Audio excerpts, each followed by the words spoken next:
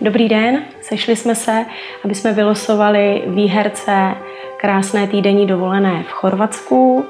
Naším partnerem je cestovní agentura Jadran za pusu. A přihlášených máme hodně, tak se pustíme do losování.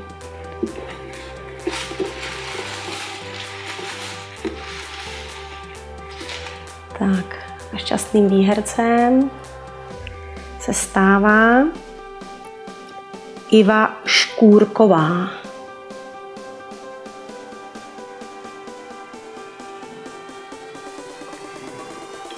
Tak, výherci gratulujeme a není to poslední soutěž, kterou jsme pro vás připravili na magazínu Glade. Budeme se těšit příště.